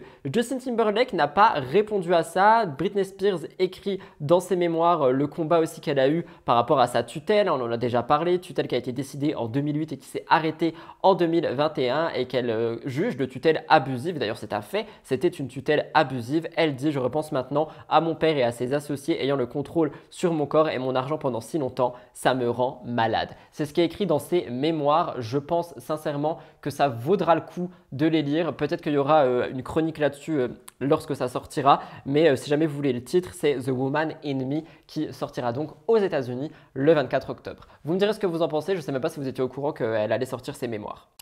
L'amour est dans le pré, je sais que vous aimez ça. On a enfin des nouvelles concernant la relation entre Justine et Patrice depuis la fin du tournage de l'émission. On rappelle qu'au début de l'année, les portraits des participants ont été diffusés et à l'intérieur, on a eu quelqu'un qui s'appelle Patrice et qui a été adoré de tous les téléspectateurs. Il a été mis en speed dating et est ressorti avec deux femmes, Véronique et Justine, et il s'est mis en couple avec Justine. Parfois, malheureusement, il y a des choses qui ne passent pas entre prétendant et le candidat ou la candidate. C'est des choses qui ont été vues. Mais bref, récemment, on a donc eu la fin de la relation Patrice et Justine diffusée à la télé. Et beaucoup de gens se demandaient si c'est un couple qui allait durer dans le temps parce que Justine, elle est assez autoritaire, elle est assez directive. C'est quelque chose qui avait un petit peu surpris Patrice, sa famille, etc. Lui a dit que ça allait aller, qu'il n'allait juste pas se laisser faire quand il n'est pas d'accord et que juste, faut raccorder un petit peu les deux univers. Ils viennent seulement de se mettre ensemble et par conséquent, c'est le temps que tout se raccorde. Est-ce que ça s'est raccordé, oui ou non? Je vous donne la nouvelle tout de suite. En effet, Aquababe a révélé ça dans son podcast Heure du thé, mais aussi sur Instagram. Patrice et Justine sont bel et bien en couple. Ils ont été vus plusieurs fois depuis la fin de l'émission et le jour où Aquababe l'a posté, c'était il y a 2 ou 3 jours, donc pour vous il y a 4 ou 5 jours. Le jour même, ils avaient été vus ensemble. Ils sont donc bel et bien en couple, c'est une information personnellement qui me ravit. Je trouve aussi Justine un petit peu trop directrice, hein. On en a déjà parlé notamment avec la séquence des courses, mais je trouve quand même que Patrice mérite quelqu'un qui l'aime et ça se voit qu'elle l'aime. D'ailleurs, Karine Le Marchand aussi était très touchée parce qu'elle avait peur qu'il n'y ait aucune prétendante qui veuille de lui parce qu'il a un handicap physique et par conséquent c'est quelque chose qui, attention, peut faire fuir des gens. Moi je ne vois pas du tout et personnellement je trouve que justement ça a été mon plus gros coup de cœur de L'amour est dans le pré cette saison. Il a tellement de choses à partager et un amour à donner que honnêtement je ne suis que content pour eux. Vous l'avez compris, j'adore L'amour est dans le pré. J'espère sincèrement que vous aimez bien ces chroniques et ces actus sur l'émission parce que je sais que la saison va bientôt se terminer mais je compte effectivement revenir aussi pour la prochaine saison. D'ailleurs, si jamais vous avez le WhatsApp de Karine Le Marchand, je suis fan, je veux. Vous avez vraiment cru que j'allais laisser ça passer? Effectivement, je vous parle de cette nouvelle télé-réalité qui débarque et qui va faire un bruit monstre. Alors attention, on rend à César ce qui appartient à César. L'exclusivité concernant les petites infos a surtout été donnée pour Samzira et son émission Aja. J'ai été prendre le trailer là-bas, vous allez voir, Samzira est sourcée pour celles et ceux qui disent que je le copie. Et sinon, j'ai regardé surtout mes informations sur Pure Break et dans les stories d'Antonin Portal, vous allez comprendre. Mais il y a un événement dans le monde de la télé-réalité, je vous raconte tout. Les fans de télé qui en ont marre de toujours voir les mêmes programmes vont être ravis. Le mardi 17 octobre 2023, on a appris que la télé-réalité la plus célèbre et la plus trash au monde aurait prochainement une version française. Au casting, on retrouvera un candidat emblématique des Marseillais, Antonin Portal. Pour vous parler de cette série, c'est Jersey Shore qui a débarqué à la télévision américaine en 2009 et ça a été une révolution. On a un programme ultra trash, il n'y a pas de censure, on voit de l'alcool, des bagarres, des insultes, des relations intimes, on voit absolument tout. C'est quelque chose qui a été lancé par MTV et ça a été un carton, effectivement, le voyeurisme, les gens adorent. Les participants américains sont tous devenus des grandes stars et l'émission a été adaptée en Angleterre avec Geordie Shore. Eh bien, le programme voulait être adapté en France. Les fans de cette émission, perso je ne connaissais pas, voulaient vraiment une version française. Eh bien, ils vont être ravis, c'est quelque chose qui arrive et on apprend qu'il y aura Antonin Portal des Marseillais à l'intérieur, certainement pour faire la promo de la France. Il dit « Cet été, j'ai refait une télé-réalité et pas n'importe laquelle. Vous auriez pu m'attendre ailleurs, mais non. Là, j'ai dit oui à un programme qui me tenait à cœur. Ça s'appelle Frenchy Shore. C'est une émission où il n'y a que des fous. Je pensais être un fou, j'en ai fait des tournages. Vous pensiez qu'on était fous, vous pensiez qu'on était déjantés, mais là, ce sont des enfants terribles. Ils étaient diaboliques, géniaux, attachants et fous. Je n'ai pas les mots. » Pour réagir, c'est quelque chose qui promet de faire parler. Quand j'en ai parlé, il y a beaucoup de gens qui m'ont dit « Ouais, moi ça m'intéresse pas et tout ». Honnêtement, ça m'intéresse pas non plus, mais je sais que ça va faire du bruit, je sais que ça va être mis en avant sur tous les réseaux sociaux et par conséquent, tout le monde va s'intéresser à ça. Il continue, vous n'êtes pas prêts, moi j'ai essayé de les canaliser, ces candidats, de les guider, de les contrôler, mais ils sont complètement allumés dans le bon sens du terme, ils sont pleins de vie, d'énergie, de bonnes vibes. J'ai passé un super moment, c'est du jamais vu en France. C'est un programme qui passera à 23 h à la télé, ça vous donne un petit peu l'idée de ce qu'on pourra retrouver à l'intérieur et au niveau de la censure, il dit qu'il n'y en aura pas mais qu'on peut ne pas tout montrer non plus. Par exemple, il dit qu'on ne verra pas des gens tout nus parce qu'il dit c'est fini tout ça, mais on les voit rarement habillés. Je ne sais même pas s'ils sont venus avec une valise, peut-être que le fait de tourner au Cap d'Agde les a inspirés, mais je ne crois pas, je crois que c'est dans leur personnalité. Et au niveau de la censure, Antonin donne une info. Il dit ils sont obligés de ne pas censurer parce que tout le programme est largement au-dessus de tout ce qui est possible dans les émissions traditionnelles qu'on voit à la télé. Je rappelle que c'est diffusé à 23 h et à cette heure-là, il n'y a pas de censure, les enfants sont au lit. C'est quelque chose qui, je vous le dis, va faire beaucoup de bruit dans le monde de la télé-réalité, dans mes émissions aussi. Tenez-vous prêts, du Frenchy Shore, on va en bouffer à tous les râteliers. Je vous laisse avec le trailer, j'ai bugué. Je vous laisse avec le trailer qui a été donné en exclu pour Aja. D'ailleurs, j'ai parlé avec Hermano, il était extrêmement fier de pouvoir le donner sur Aja. Je vous laisse écouter.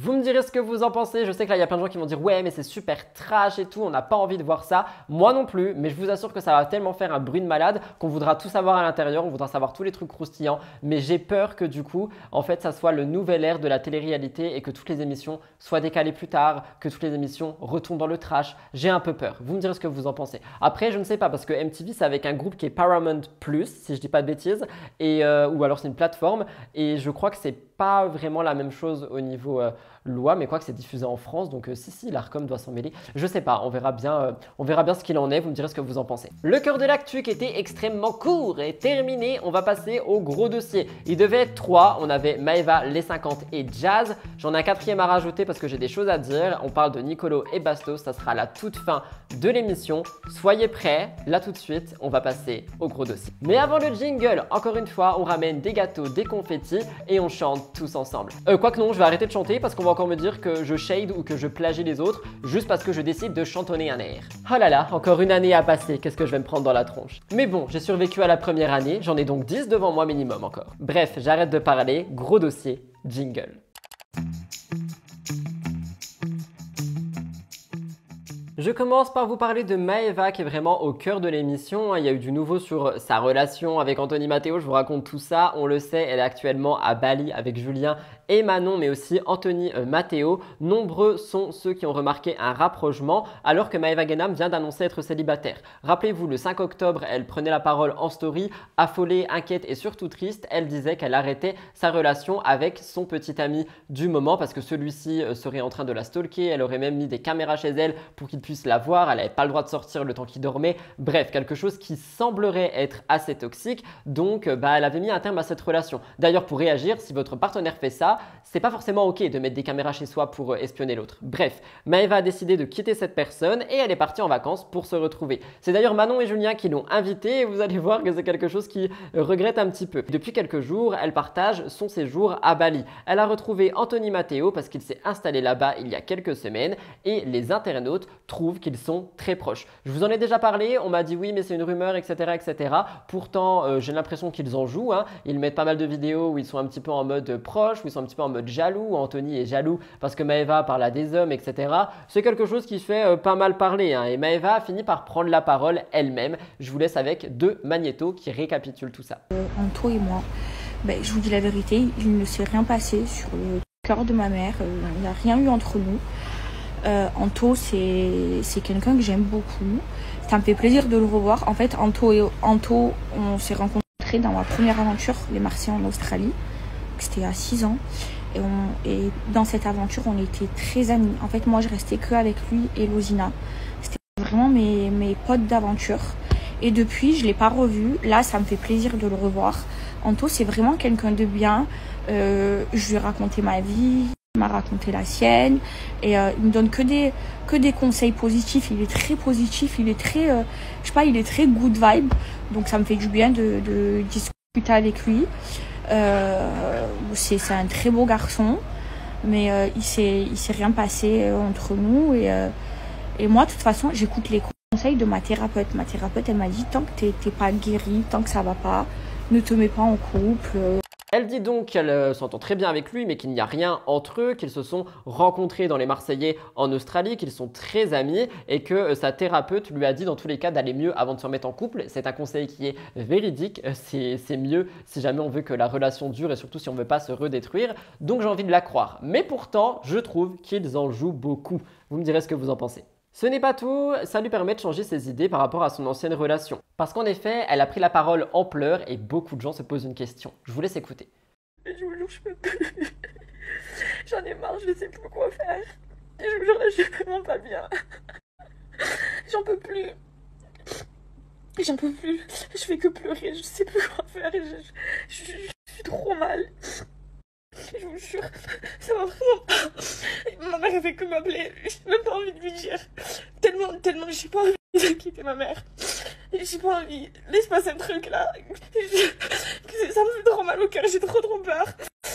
Et je sais pas quoi faire. Je sais pas. Là les temps que ils sont partis au resto, j'arrive même pas à sortir. J'ai envie d'être avec ma mère, mais en même temps, je vous jure, j'ai pas envie de lui raconter ce qui va pas. Parce que je sais très bien ce qu'elle va me dire et elle me le dit depuis longtemps, mais j'arrive pas à faire ça, j'arrive pas, et ça me fait trop de mal, et je sais que là je viens de lui faire du mal à cette personne, mais j'arrive pas, je veux pas, je suis pas comme ça, genre ça me fait trop mal au cœur. Il y a des gens qui se disent que peut-être elle parle de son ex, il y a des gens qui disent que peut-être elle parle de Magali Berda, vu qu'on parle de loyauté, de trahison, etc., qu'elle n'a pas envie de trahir quelqu'un. C'est à creuser, je vais rester là-dessus et je vous en parlerai prochainement. Autre point concernant Bali, Manon Tanti a pris la parole par rapport à ce voyage. Et en fait, Manon et Maeva, c'est deux personnes qui ont le caractère, qui ont un tempérament de feu qui peut s'emporter assez vite et donc créer des disputes. Et bien Manon a pris la parole par rapport à ça parce que les deux se seraient déjà disputés. Elle dit le problème avec Maeva, c'est que ça peut partir de rien, ça peut monter dans les tours, on a un peu le même caractère mais j'ai plus de maturité dans l'impulsivité. Heureusement qu'on ne s'est pas connus au même âge. Manon dit qu'elle a tellement crié qu'elle a perdu sa voix. Je vous laisse écouter.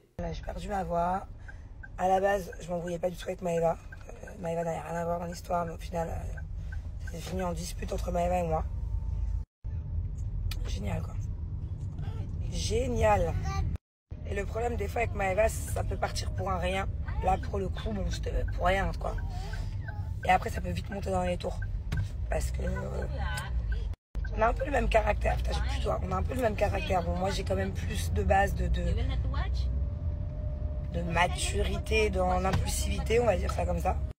Heureusement, avec Maëva, on s'est pas connus à l'époque si on avait eu le même âge. Parce que déjà que ça pète assez régulièrement. Mais voilà, là, c'était pas un truc de fou non plus. Mais bon, fait chier, quoi.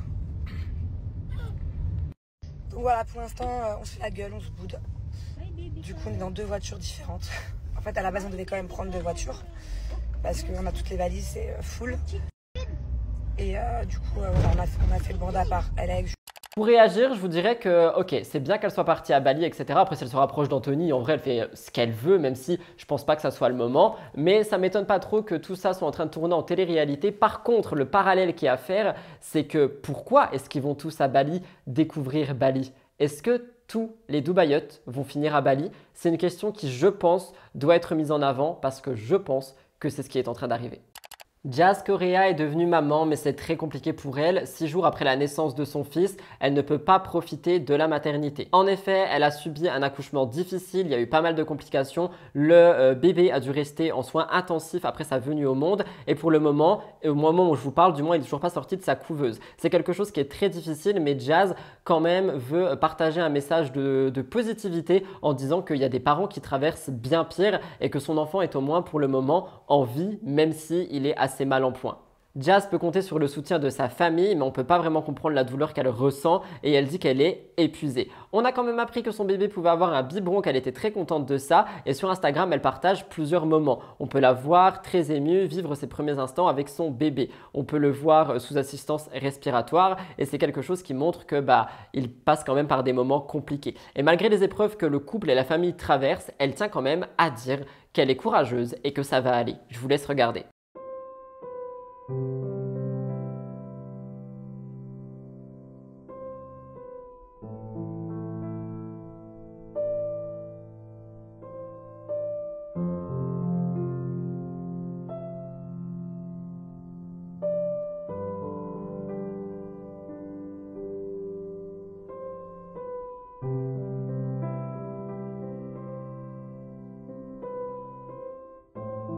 Pour réagir, je vous dirais qu'en effet, c'est quand même une épreuve qui est extrêmement dure. Je ne sais pas ce que ça doit être de jongler comme ça. Ça doit être vraiment compliqué, on doit être super stressé. Je pense qu'aujourd'hui, le bébé va mieux, mais qu'il est quand même en soins. C'est quelque chose qui est à souligner. Et Jazz a fait une révélation qui personnellement m'a choquée. Elle a dit qu'elle a transformé son placenta en produits de beauté et en bonbons. C'est quelque chose qui a déjà été fait par plusieurs célébrités comme Kim Kardashian notamment et c'est quelque chose qui est quand même assez surprenant mais qui se fait et lorsqu'elle l'a annoncé sur ses réseaux, les internautes ont été en mode « Iouh, mais pourquoi tu fais ça ?» En soi, c'est bien qu'elle le fasse, je pense, mais c'est quand même quelque chose qui est assez étrange. Si jamais il y a des médecins qui sont parmi nous, des chirurgiens ou peu importe, n'hésitez pas à m'expliquer dans les commentaires, j'avoue que j'ai pas fait de recherche là-dessus. Ce n'est pas tout, on apprend aussi le prénom de son fils. Tenez-vous bien, Jazz a partagé des photos avant que son compte saute, on va en parler et c'est des photos qui ont énormément fait parler. Le 18 octobre, elle annonce que son fils boit son premier biberon. Elle dit « je suis trop contente » et juste après, elle poste une photo avec sa main et on voit que c'est écrit « Love, Shine, Korea ». Et Jazz, en story, ajoute « Oui, mon fils s'appelle bien Love, Shine, c'est son deuxième prénom ». La photo a été ultra likée, ils avaient surtout l'enfant tagué dessus, donc l'enfant avait déjà un compte Instagram qui avait des milliers d'abonnés alors qu'il venait de naître, il ne sait même pas son prénom, qu'il a déjà un compte Instagram et qu'ils sont déjà en train de créer un business dessus. Heureusement, Meta a fait sauter les comptes de Jazz et Laurent parce qu'en fait, ils utilisent leur compte pour faire un petit peu de promo par rapport au trading et c'est quelque chose qui est maintenant interdit par la loi. Et par conséquent, Instagram a fait sauter leur compte. C'est Vostar en réalité qui a expliqué ça sur Twitter, que j'embrasse si elle passe par là. Et puis, Noémie a pris la parole concernant les Instagram de Jazz et Laurent. Contrairement à ce que beaucoup pensent, Jazz et Laurent ont eux-mêmes désactivé leur Instagram. Ils font une pause marre de voir toute cette folie des réseaux, ça évite de scroll aussi et surtout ça leur permet de se concentrer sur les choses essentielles. Quoi qu'il en soit, donc moi j'ai surtout fait un réel par rapport au compte Instagram de cet enfant qui vient de naître et qui est déjà là. On l'utilise déjà. J'ai masqué le nom d'utilisateur, etc. Je vous laisse regarder, mais franchement, ça m'a vraiment irrité.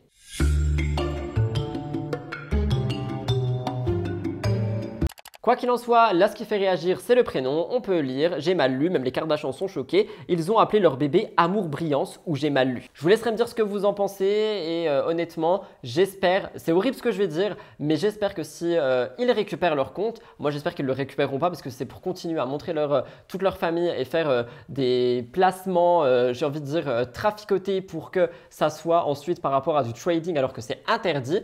Ils n'ont pas leur place sur Instagram. Je suis peut-être dur, mais c'est ce que je pense. Vous me direz ce que vous en pensez. Allez, les 50 et on passe à Bastos et Nicolo. Énormément de choses se sont passées dans les 50 dernièrement. Il est temps d'un petit débrief. On commence avec Alex Guidi. Je vous l'ai dit la semaine dernière, il n'a pas voté pour Manon et ça a fait son élimination. Il voulait venger Roman en éliminant Manon parce que Roman avait quitté l'aventure. Après le départ de Manon, on a eu pas mal de tensions entre Julien, Naka, Héloïse et Alex. Tous les trois reprochent à Alex de manquer de scrupules et Alex lui dit que Manon c'était pas son ami et que dans tous les cas ce seront les prochains sur la liste. Il voulait vraiment venger Roman. Quelque chose qui a été beaucoup discuté d'ailleurs, on va pas se mentir. Il y a eu une série de pics sur les réseaux sociaux, sur TikTok, il y a eu pas mal de choses. Comme je vous l'ai dit tout à l'heure, Alex s'est ouvert à Simon. Il dit que Manon cherchait à contrôler son image et dans ce live que je vais vous laisser revisionner, un moment en particulier, il fait comprendre qu'il y a des choses qui ont été coupées à la caméra. Et il revient juste après sur ça et en fait, il le dit en story. Manon lui aurait craché au visage et ça aurait été coupé. Après, voilà, ça reste un jeu, c'est ce que je dis, ça après, bon, ça c'est... Mais dans ce cas-là... Je leur ai fait une fracture mentale. Voilà, je leur ai fait une fracture mentale et c'est la vie, c'est comme ça, cassage du mental. Après, ami, Manon, elle dit, bon écoute, franchement, je suis pas trop d'accord avec Roman et tout nana, mais comme tu es mon ami, je te fais plaisir, je mets un vote. Donc c'est pas mon ami le sang. Elle est pas capable de me faire plaisir quand tu fais pas plaisir à quelqu'un si tu es pas son ami. À contre-cœur, généralement tu fais plaisir à ton ami, même si à contre-cœur. Frérot, c'est pas mon ami, il faut pas s'étonner. La famille, je suis pas le mouton des gens, je suis pas le larbin des gens, je suis pas là pour faire des courses aux gens, leur ramener chez eux. Je m'en bats les steaks, frérot. J'ai une famille, j'ai des amis en dehors, j'ai des vrais frères. Pour réagir, c'est quelque chose qui est absolument horrible si ça a été fait. Je sais pas si c'est vrai, mais si Manon lui a vraiment craché dessus au moment où il partait, c'est quelque chose qui est très sale. On pouvait lire, ça a été coupé en montage, mais Alex a voulu mettre son front contre celui de mon mari et ça, on ne l'a pas vu, mais ça m'a vraiment énervé. Il n'y a pas plus gentil que Julien. Tu ne peux pas t'en prendre à mon mari comme ça, encore plus avec tout ce que Julien a fait pour Alex. C'est ce que Manon a dit et beaucoup de gens pensent que donc ça peut être vrai étant donné que Manon cherche à se justifier. Quoi qu'il en soit, si ça s'est vraiment passé, moi je vous le dis, c'est problématique et Manon aurait dû être virée du château. Bref, Maëva Guénam, elle, sur ses lives TikTok comme d'habitude, elle continue de critiquer Alex Guidi et surtout, elle dit que c'est un homme faible, etc., etc., etc. Et c'est là qu'Alex a pris la parole pour expliquer l'histoire plus complète du crachat en story Instagram et il rajoute, suite à vos dires et les choses que j'ai pu lire ou entendre, tout en me délectant de votre grammaire, vocabulaire, élocution, fort cuisant et parfois en manque de souplesse à mon égard. Je vous laisserai me dire ce que vous en pensez, mais franchement, cette guerre entre les Tanti et Alex Guidi, elle est en train de partir, extrêmement loin et j'espère que ça va s'arranger.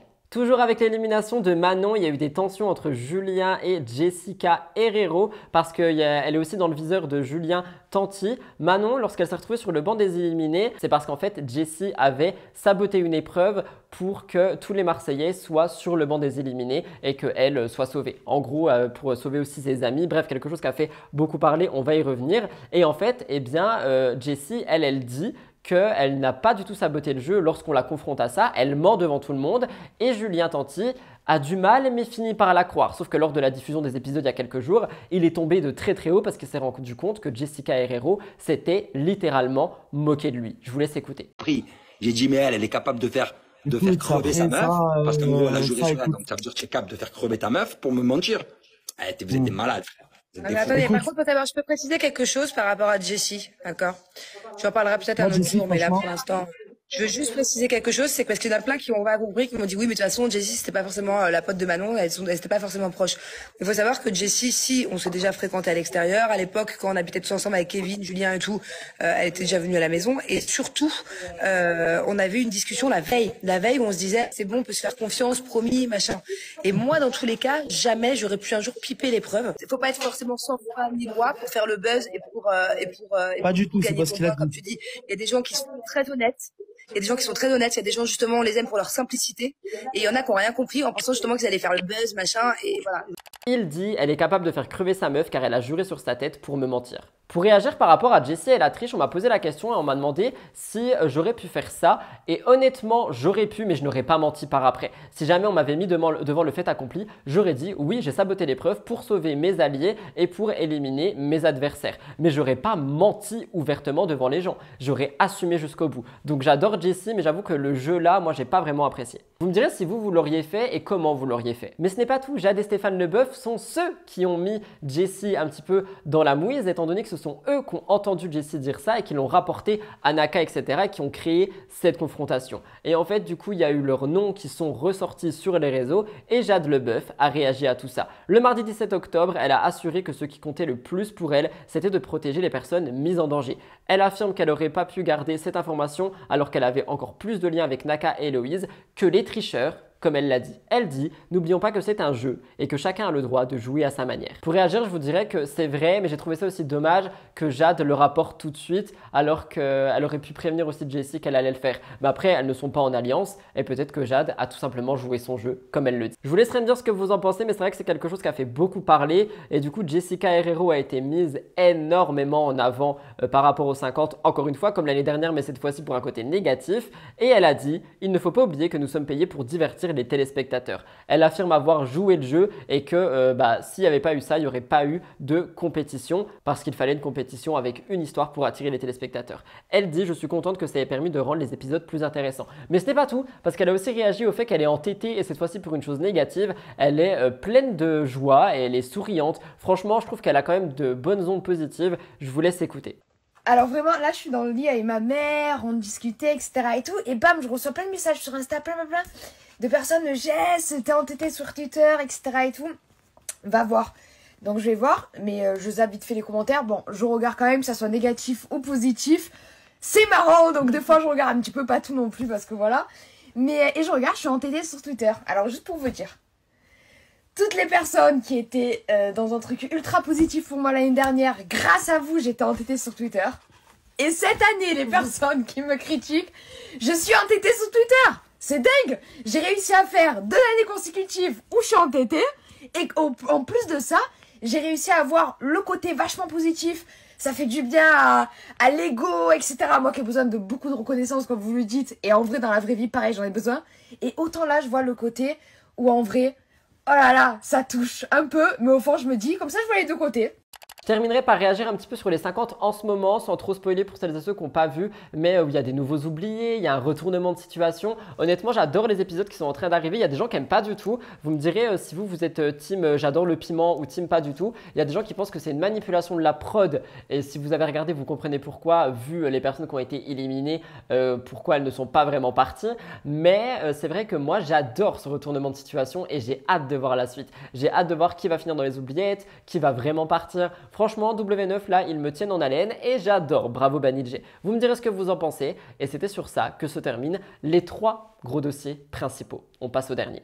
Alors, pour ce gros dossier, je n'ai pas de script parce qu'en fait, je ne comptais pas en parler, mais il me semble que je dois le faire. Pour vous expliquer, lors d'un dernier live de Bastos, il y a eu un problème. Bastos était avec Aquababe et il parlait d'une vidéo YouTube que Nicolo a fait qui dure 25 minutes et qui a pour but de dénigrer Bastos. Dans cette vidéo, d'ailleurs, il y a pas mal de choses fausses. Nicolo dit que Twitch est payant, que Bastos fait payer à tout le monde ses lives pour regarder. C'est faux. Ce qui est dit dans cette vidéo est totalement faux par rapport à ça. Twitch est une plateforme gratuite qui a des publicités et si tu veux soutenir un créateur, tu peux t'abonner à lui avec un sub. Et c'est seulement les abonnés qui ont accès aux rediffusions des lives, chose qui est quasiment pour tout le monde. Moi, je ne les fais pas payer, mais beaucoup de créateurs sur Twitch les font payer. Donc attention avec ce que Nicolo a dit. Et en fait, suite à cette vidéo, Bastos et Aquababe étaient en live sur Twitch et une bourde est apparue. Aquababe a montré quelque chose à Bastos qui est une photo de Nicolo et son mec, comme ça a été dit dans ce live. Le live a été laissé en rediffusion et cet extrait est sorti. Je l'ai d'ailleurs relayé sur les réseaux sociaux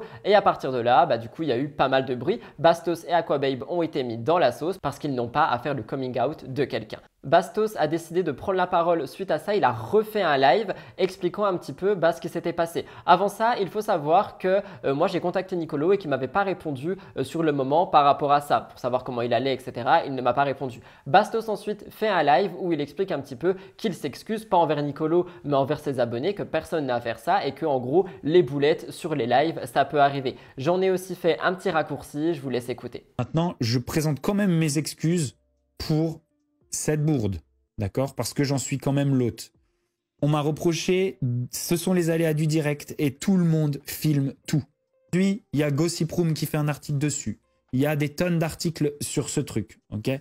Il y en a des tonnes. Je ne suis pas responsable de ça. Moi, dans ma vidéo YouTube de rediff, je l'ai coupé. Je l'ai coupé. Je ne veux pas avoir affaire avec ça. Maintenant, attention, il n'y a rien de grave. Nicolo a le droit de faire ce qu'il veut. Okay. J'ai essayé de m'excuser auprès de lui. C'est pas possible. On n'y arrive pas. En tout cas, moi, je n'y suis pour rien. Ok. Et je vous présente à vous mes excuses parce que j'ai envie que vous sachiez que c'est quelque chose que je ne cautionne pas.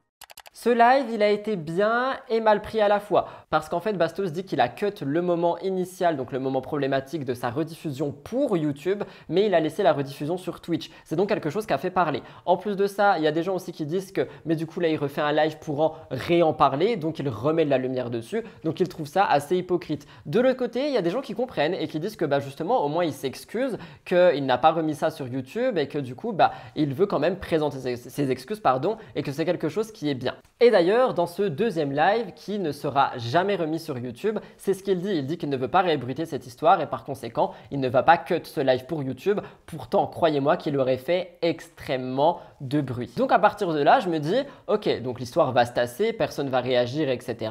Donc ça devrait aller.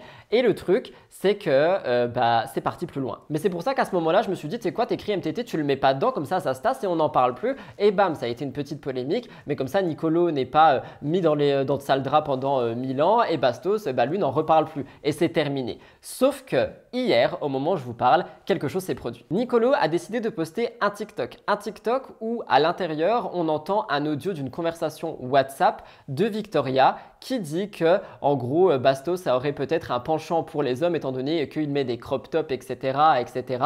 Et c'est quelque chose qui a fait pas mal réagir. Il faut savoir que dans ce milieu, il se passe pas mal de choses en interne.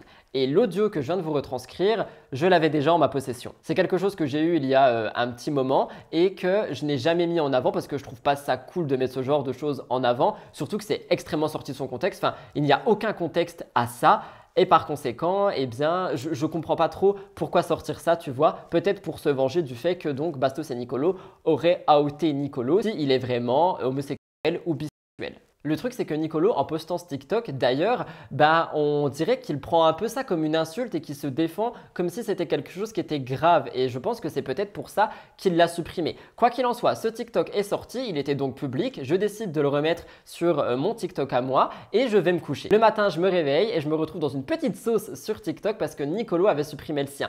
Je ne sais pas pourquoi il l'a fait. Il y a des gens qui m'ont dit que peut-être il attendait qu'un blogueur, je ne suis pas blogueur, mais que du coup, il soit médiatisé pour que lui le retire et que ça sorte de quelqu'un d'autre. Je ne sais pas si ça a été le cas, je lui ai demandé au moment où je vous parle, j'ai pas eu de réponse, mais Nicolo savait très bien que j'avais cette vidéo, cet audio en ma possession et je me demande si le but n'était pas que quelqu'un d'autre le sorte, comme on en a parlé tout à l'heure avec Julia Baer, pour ne pas que ça vienne de lui. Et je me dis que du coup on utiliserait des blogueurs pour faire passer un message et que c'est pas comme ça que ça marche en fait. J'ai pu discuter avec Nicolo. Il n'a pas supprimé le TikTok pour ces raisons. Il l'a publié à chaud et m'a avoué avoir changé d'avis après. Il ne voulait pas que les blogueurs les bruitent. Donc j'espère que je me trompe. Dans tous les cas, publier ce TikTok, pour moi, c'est quelque chose qui a été horrible de la part de Nicolo parce qu'il met Vivi à l'intérieur de cette histoire, qui n'a rien demandé à tout ça, alors que ouais, Vivi n'a vraiment rien demandé et juste du coup il affiche un audio de Vivi, donc il incrimine Vivi pour attaquer Bastos et il pose juste ça comme ça. Heureusement, le TikTok a disparu. De mon côté, j'ai aussi pu parler avec Bastos qui m'a dit qu'il ferait un live à 21 h le jour où je filme. C'est pour ça que vous aurez une suite en voix off. Je ne sais pas s'il va vraiment le faire vu que le TikTok n'est plus là, mais s'il est là, je vous laisserai avec évidemment un débrief. Mais encore une fois, suivez-moi sur mes comptes actualisés actualité, TikTok et Instagram Actu, parce que je sors tout ça en temps et en heure. Donc la team YouTube qui n'a pas entendu ça et qui a l'application Instagram, vous auriez pu l'entendre en avance. Sensibilisation pour les jeunes qui regardent, qui sont en construction de leur identité, c'est très important. Les amis, vous qui me regardez, habillez-vous comme vous voulez. Parez-vous de ce que vous voulez. Exprimez-vous comme vous le désirez en étant vous-même. Tant que c'est avec bienveillance, soyez vous-même, c'est la seule manière d'être heureux.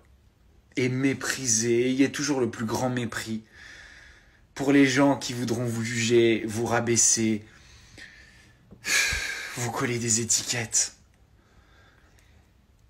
C'est le propre de l'humain, de juger, de jalouser, d'essayer de rabaisser autrui pour mieux s'élever. C'est la pire manière d'agir. Soyez toujours bienveillant et agissez comme vous le désirez, comme vous êtes, tant que c'est avec bienveillance pour autrui. Finalement, Bastos n'a pas fait son live. Peut-être qu'il a discuté avec Nicolo. En tout cas, il n'a pas repris la parole sur cette histoire depuis. Je vous avoue que c'est quelque chose qui m'a beaucoup énervé parce que je trouvais ça déjà horrible que Nicolo remette de la lumière là-dessus alors que tout le monde fait en sorte que ça se tasse et que c'est Aquababe qui a fait la boulette en premier et que lui ne s'est pas encore exprimé. Mais je vous avoue que j'ai été beaucoup déçu et que mon crush pour Nicolo est officiellement terminé. Mais croyez-moi, ce milieu cache de très lourds secrets. Faites attention au crédit que vous donnez aux influenceurs et aux candidats. Vous me direz un petit peu ce que vous pensez de tout ça, le fait d'avoir mêlé Vivi à ça, le fait que Bastos se soit excusé, que Nicolo n'ait pas trop réagi. Il n'a jamais réagi directement à ça, il a juste publié ce TikTok, il n'a pas réagi plus que ça alors qu'il a tout vu, qu'il y a beaucoup de gens qui s'inquiétaient pour lui. Donc je sais pas trop où va mener cette histoire, mais encore une fois, de toute façon, s'il y a eu un update, vous l'avez entendu. Moi, j'arrête mes gros dossiers ici et j'espère que celui-ci a pu être croustillant pour vous.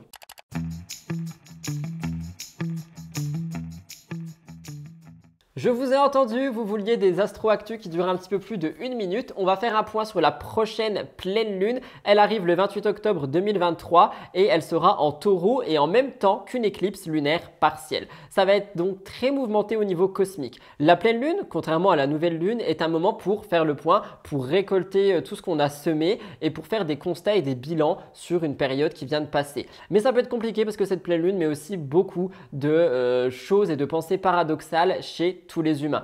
Mais c'est en soi un bon moment pour essayer de retrouver un équilibre. La prochaine pleine lune aura donc lieu le 28 octobre en taureau à 22h25. Cette lune est dans un signe de terre, donc chaque signe du zodiaque doit se poser, réfléchir et ralentir pour profiter du moment présent et accueillir le siècle prochain.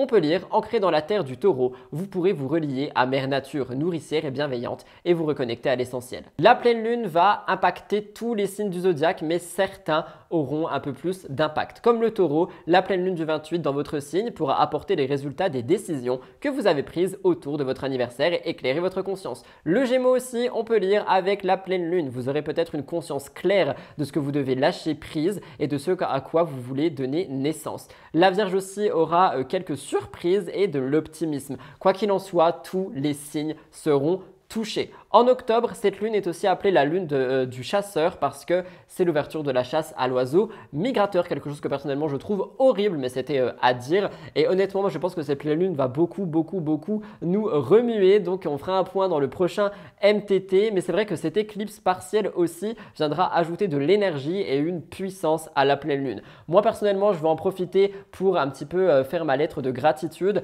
me poser, faire le bilan un petit peu sur ma vie, sur les 1 an de MTT, sur pas mal de choses. Donc je pense que ça peut valoir le coup de faire pareil. Vous me direz ce que vous en pensez et encore une fois si vous êtes friand d'astrologie. Je sais qu'il y a des gens qui n'aiment pas et qui viennent me le dire, mais les gars, juste passer cette chronique, elle dure 1 minute, c'est pas grave, si on n'aime pas, on peut la passer.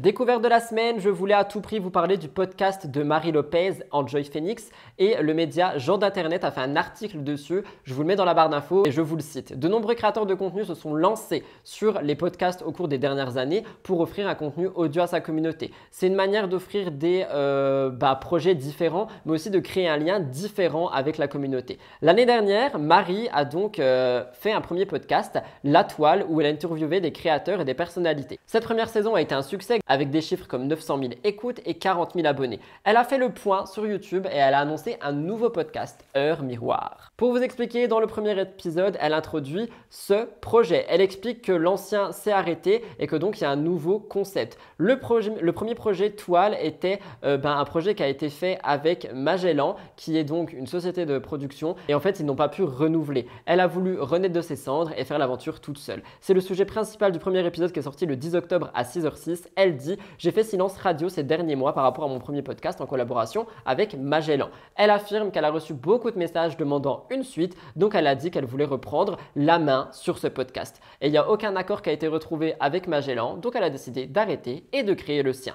Elle dit « Je ne me voyais pas arrêter cette aventure comme ça. J'ai énormément appris et adoré cette expérience. Je pars du principe que toutes les choses arrivent pour une raison. » L'idée de ce podcast Heure Miroir est de se poser et de réfléchir à des choses qui sont assez deep, assez intimes. Elle propose un podcast spirituel qui amène à la réflexion. Elle dit « J'aimerais refléter tous les sujets, toutes les choses qui font cogiter au quotidien. Aborder les peurs, les angoisses, les réflexions que je n'ai jamais abordées sur les réseaux. Le but n'est pas de donner envie aux gens de sauter d'un pont, c'est vraiment de partager une réflexion et je pense que ça nous aide à ne pas nous sentir seuls. » Si jamais vous voulez retrouver le podcast, il est disponible partout et d'ailleurs il est dans les découvertes France de Spotify. Il sort tous les mardis à 6h06 du matin. Elle dit qu'elle va publier également le contenu sur YouTube mais que les abonnés podcast auront quelques exclus.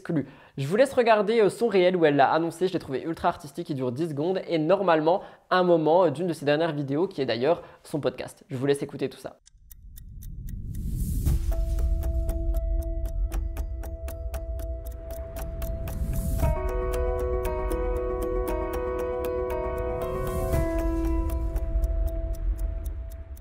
Si vous avez regardé ma dernière vidéo où je vous parlais en fait de cette refonte de chaîne YouTube, je vous ai expliqué mon aventure avec Magellan, mon premier podcast Toile et pourquoi est-ce que tout simplement ça s'est arrêté.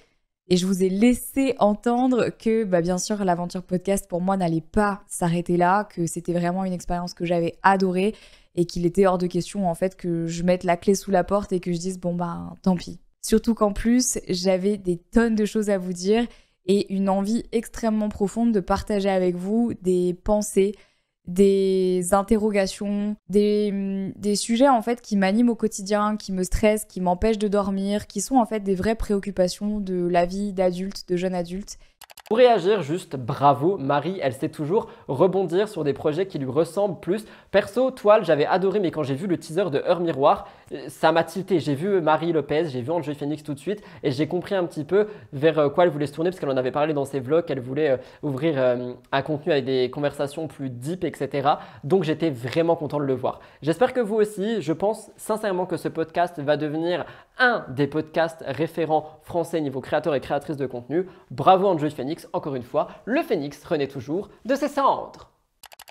Voilà tout le monde pour votre émission One Year. Je sais que l'émission a été plus courte que d'habitude. Il me semble qu'elle a duré peut-être 1h15, je crois, 1h20. Elle est beaucoup plus courte que d'habitude, mais pour les 1 an, je voulais pas vous surcharger. Je voulais surtout vraiment qu'on passe un bon moment, qu'on discute des choses qui sont là en ce moment sans vraiment se prendre la tête, discuter des actualités, des potins et tout ça. Je voulais retrouver les émissions du début qui n'étaient pas forcément très longues, etc. C'est un petit clin d'œil à l'année dernière. J'espère que vous ne verrez pas d'accompagnant. Vous inquiétez pas, les émissions d'1h30, 40, 2h vont revenir très vite. Je sais aussi qu'il y aura des déçus. Beaucoup de personnes attendaient la nouvelle perruque. Soyez là la semaine prochaine pour le thème automne. Pendant que je vous tiens, n'hésitez pas à me poser toutes les questions que vous voulez par rapport à YouTube, par rapport à ma vie perso, pro, tout ce que vous voulez. Je vais faire un point sur ma chaîne Lifestyle de mon année 2023 et j'ai besoin de vous et de vos questions. Répondez aux commentaires épinglés ou posez toutes les questions que vous voulez me poser en dessous. N'oubliez pas de liker pour atteindre les 1000 likes et de partager cette émission sur vos stories Instagram. En ce qui me concerne, je vous laisse là. On commente avec un emoji étoile pour la semaine.